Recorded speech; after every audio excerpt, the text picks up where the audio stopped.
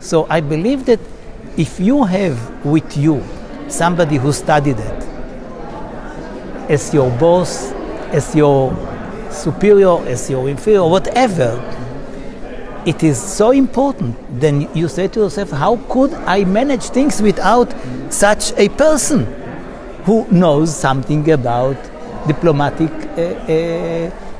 culture? Cultural diplomacy is knowing profoundly the cultural ambience of the other side.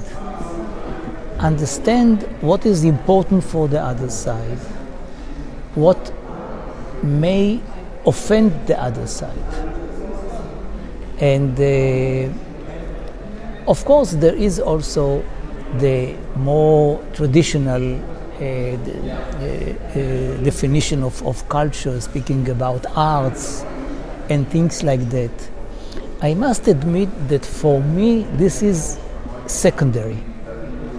But sometimes when you are not aware of the culture of the other side, you may really blow a diplomatic meeting without knowing it.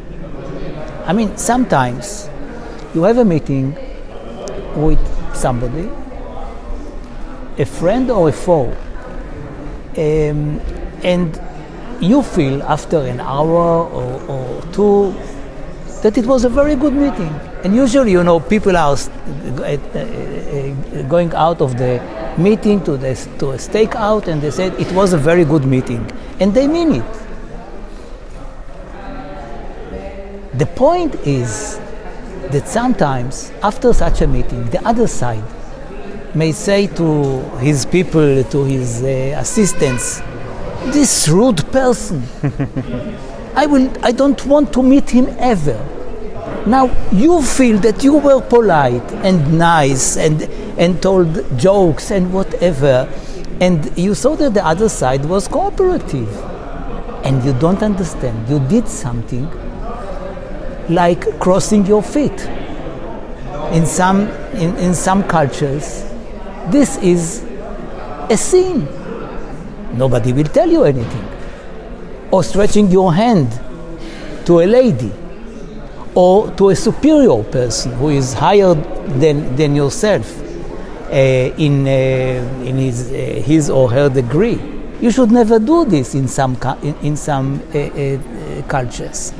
So it is manners, and you may say that it is marginal, but it can ruin meetings. And I was aware of some of such meetings when people, for example, felt that they were very open and frank, and the other side could not accept this frankness because it was not done.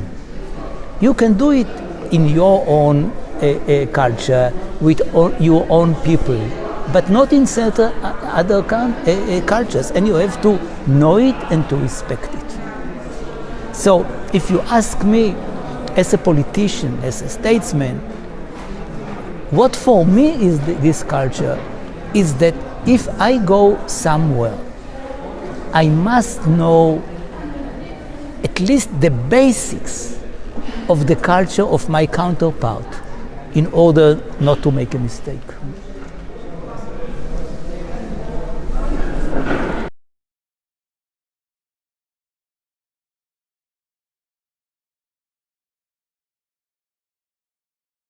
Again, the question is about the definition.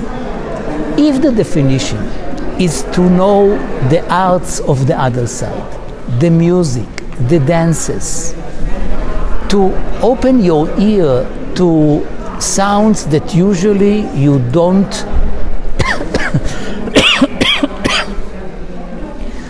to open your ear to open your ear to sounds that you are not used to, and that at the beginning they are oi, I want it to end, and then later on you find the beauty of this music and can listen to it like you listen to Bach or Beethoven, this is of much importance. But I would not attribute, frankly, to that the most important level of interests. I mean, you can make peace without being in a kabuki theater with the Japanese for 9 hours, for example. It's not a must. It's better than that you can go to the kabuki and say at the end, without lying, I enjoyed it. Okay, but what is important, at least according to my experience, is not to offend. And I mean, it happens also in the same cultures that you don't intend to offend somebody. Sometimes if you want to offend, it is okay. But if you don't want to offend, and you do offend, because something, I mean, was wrong especially in your sense of humor, something that you understand perfectly. I mean, you yourself understand your own joke, but for the other side, sense of humor is very dangerous because it can also be insulting in the subjective way your counterpart is listening to you. So I think that for me, you have in culture actually two sides. One is like in other areas of life, what to do and what not to do. In the area of not to do, you have to be very, very knowledgeable. In the area of to do, if you can enjoy the culture of other parties, it is a big advantage. Because, you know, if I'm going with you to a concert and I see that you are half asleep most of the concert, I feel bad because I mean, I would like you to enjoy the concert. I am enjoying it tremendously. The conductor, the whole orchestra, the way it is done. I mean, I can understand that it is not maybe the best orchestra, but that they are doing their best. I can know sometimes when I listen to music who was the conductor. It is not always, but sometimes I can guess. And for you, it's all the same, all the concerts, all the Beethovens and Schuberts in this world, and you are sleeping. It's a bad feeling, right? So if it is done in a political context, and my friends don't enjoy the kind of art, of paintings, of music, of dancing that I may enjoy, it is problematic, but it is not so harmful. The harmful part of the cultural diplomacy in my eyes, and I'm not an expert on it, is what not to do. Be careful. You have to be very careful. And I'm stressing the issue of humor, because your jokes are not necessarily the joke of the others, especially if it is a very different culture, and you may really ruin all your effort if the other side doesn't understand your humor. So don't tell jokes, for example, if you are not sure that the recipient of the jokes will understand what you are saying to him. Especially if you are one of those who tells a joke and begins to laugh. So you tells me a joke, I don't laugh, I don't smile, maybe I don't understand, and you are laughing and putting me like an idiot in the meeting. So it may happen also in the same culture, and it does happen.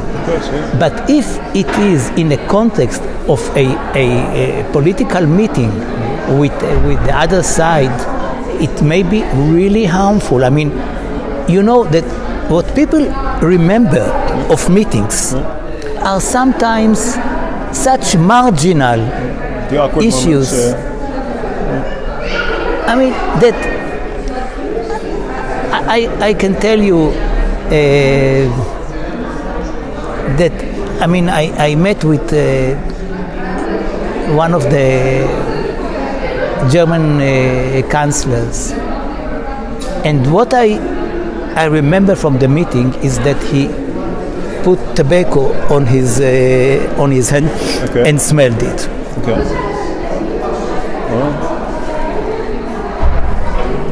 There were so many other issues on the agenda. You know, it is, I mean, and still you remember the marginal things. And so one should be careful about these things. And this is part of what we call culture, because the definition of culture is very, very wide. It's almost all what we do in life is culture. You say he is not a cultural guy. What do you mean by that? Not that he is not a painter or a sculptor. He doesn't behave as a cultural person should behave. So it is a matter of behavior, first and foremost.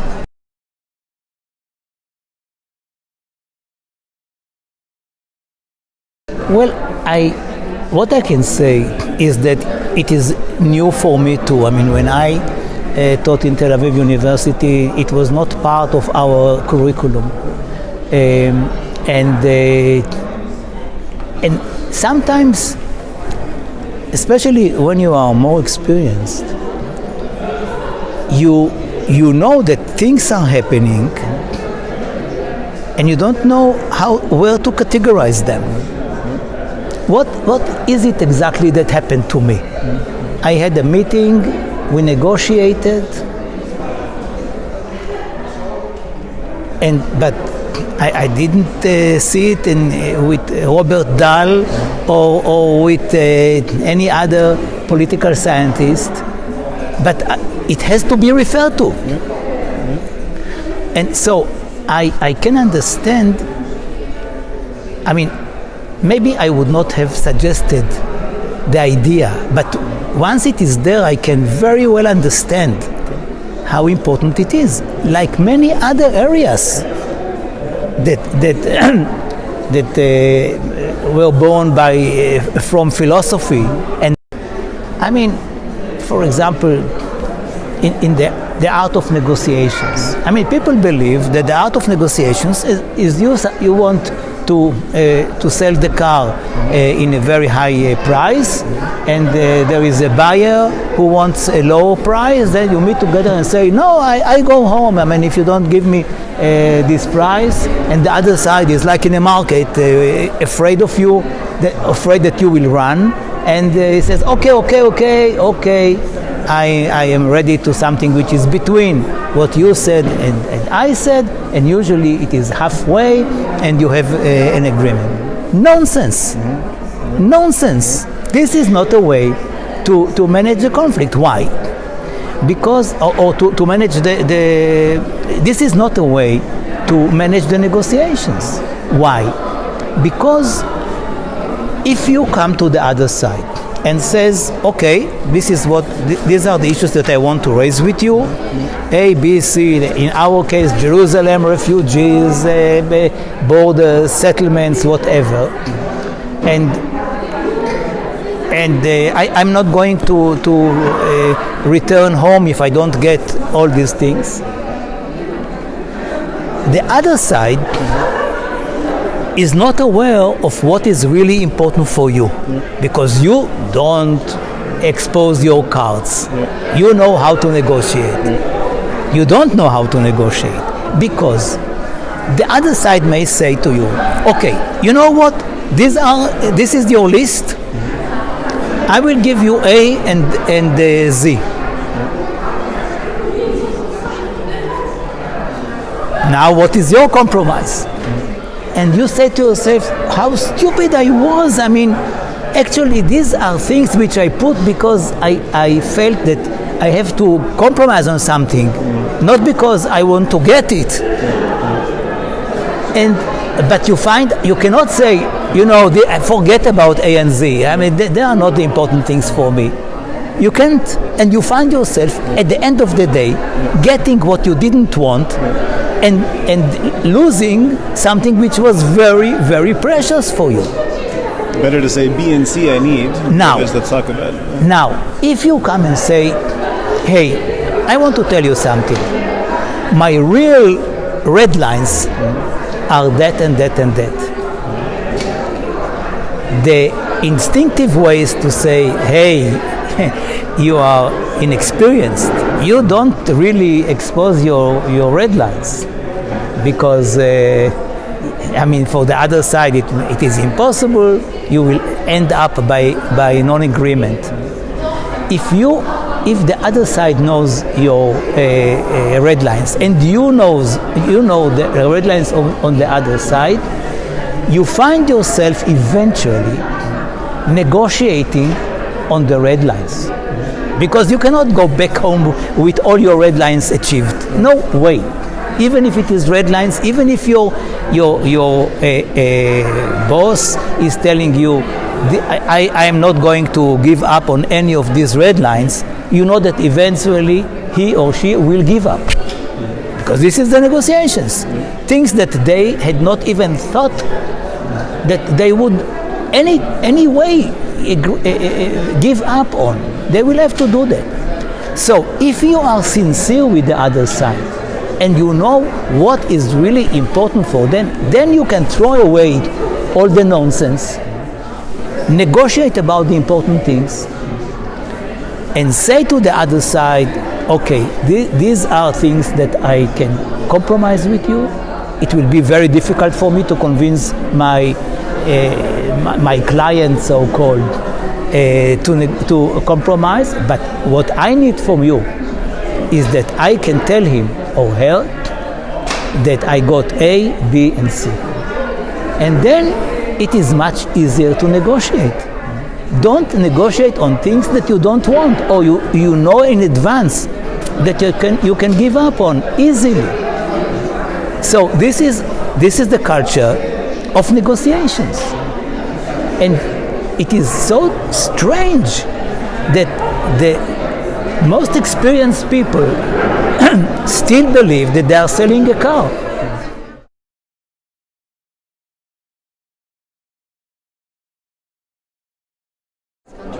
First of all, the culture of diplomacy is universal.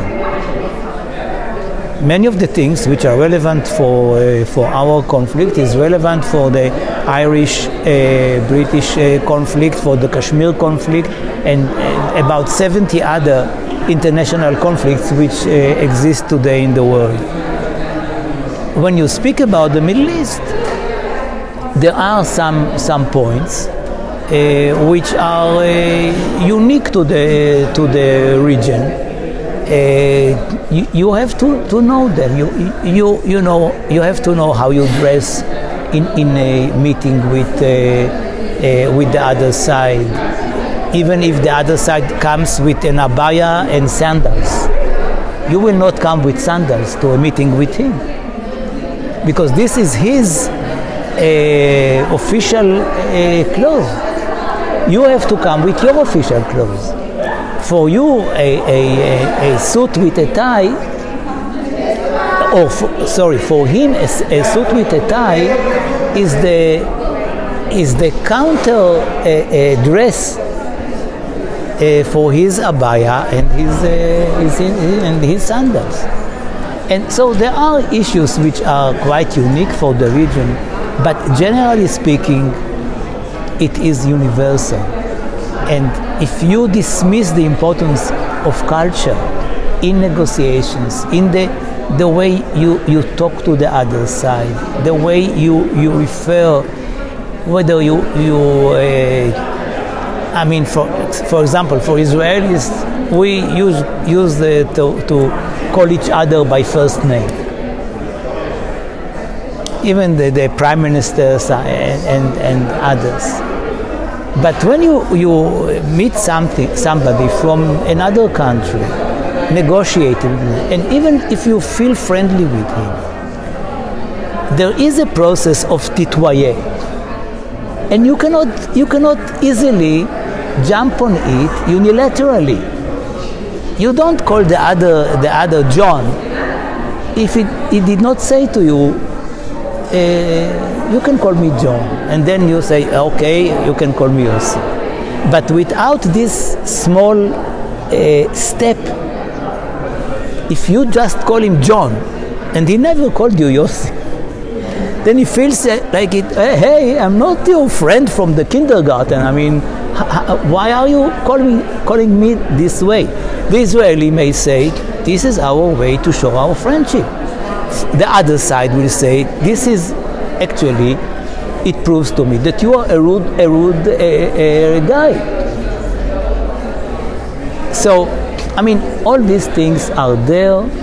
They are part of the culture.